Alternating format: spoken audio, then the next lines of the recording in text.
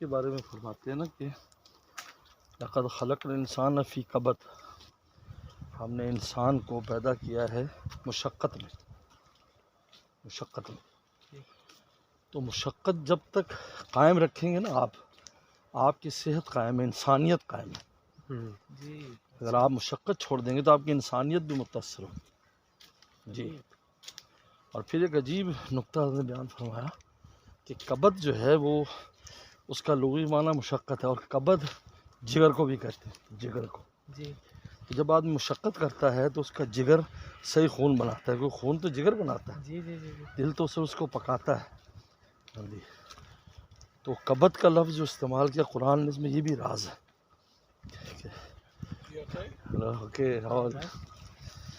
تو وہ کہ اس سے جگر جو ہے وہ بھی صحیح کام کرتا ہے جب آپ مشقت کریں۔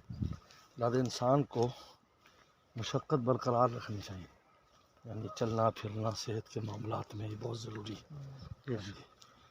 تو یہ اس لیے حدیث شریف میں دعا اللہم انی اسألک صحت، اللہ آپ سے صحت مانگ، سب سے پہلے صحت کا بیان، کیونکہ آپ کا جسم قائم ہے تو ساری عبادات، روحانیات، سارے مراتب آپ اس سے حاصل کر سکتے ہیں، کیونکہ اسی گھوڑے پر ہم نے منزل پر جانا ہے نا۔ گھوڑا اگر کسی کام کا نہیں ہے تو آپ کیسے جائیں گے؟ گھوڑا اس گھوڑے کی وجہ سے تو آسمانوں سے نیچے بھیجا روح کو، اس گھوڑے پہ سوار ہو جاؤ، پھر دیکھو کہاں تک جاتے ہو تو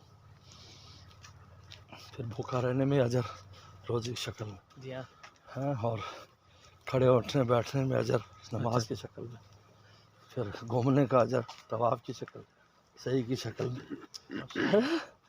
پھر دینے کا اجر ہاتھ سے صدقہ خیرات کی شکل، زکوٰۃ کی شکل۔ صاحب صحیح فرما رہے ہیں کہ اگر انسان کی صحت اچھی ہے تو اس کو دینے میں بھی مزہ آتا ہے۔ جی، اور ویسی بھی عجیب بات ہے، حدیث شریف میں آتا ہے کہ دینا سب سے زیادہ اجر کون سا لاتا ہے؟ دو چیزیں، ایک جب اگلا ضرورت مند ہے اس وقت آپ دیں گے تو ہو باپ اجر کہیں سے کہیں چلا جائے گا، اس لیے اس کو نہ دیکھیں بھی رمضان میں دینا ہے یا کب دینا ہے، بلکہ ضرورت مند آ گئے تو دے دیں، بس دے دو۔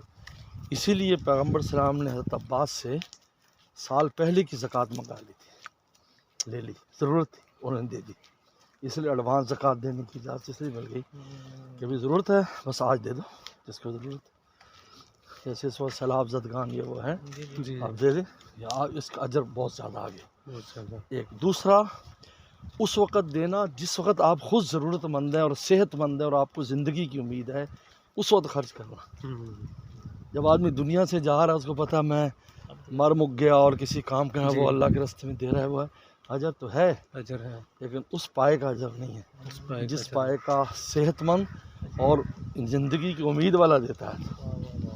دیکھو یہ دو چیزیں شریعت نے اس کو بیان کیا، ماشاءاللہ۔ تو یہ اس وجہ سے مشقت، اس لیے ورزش اور اہتمام اور اس کا بہت کرنا چاہیے، اور دو چیزوں پر صحت کا مدار ہے، تو جو ایک آپ کے کھانے پر کہ آپ کھا کیا رہے ہیں، اس میں آپ وہ چیزیں کھائیں جو صحت مند ہیں، جس کو ہیلدی فوڈ کہتے ہیں، ہیلدی فوڈ وہ جو سادہ فوڈ جی۔ اور دوسرا، آپ ورزش کریں، مشقت کریں، ہر کام جسمانی کام کو خود کرنے کی کوشش کریں، اس لیے پیغمبر السلام نے بلا وجہ دوسروں کی مدد لینے سے منع فرمایا۔ یہ صحابہ کا اگر کوڑا گر جاتا تو اوپر سے اتر کر کوڑا اٹھاتے تھے، گھوڑا شالہ کی چھاتی بیٹھا ہوتا تاکہ وہ کام کرے، جس میں مشقت کرے۔ تو ایک دوسرے کے اوپر سے ڈپینڈنسی بھی ختم اور ورزش بھی، ماشاء اللہ، ڈاکٹر کی ضرورت کم ہو جائے گی۔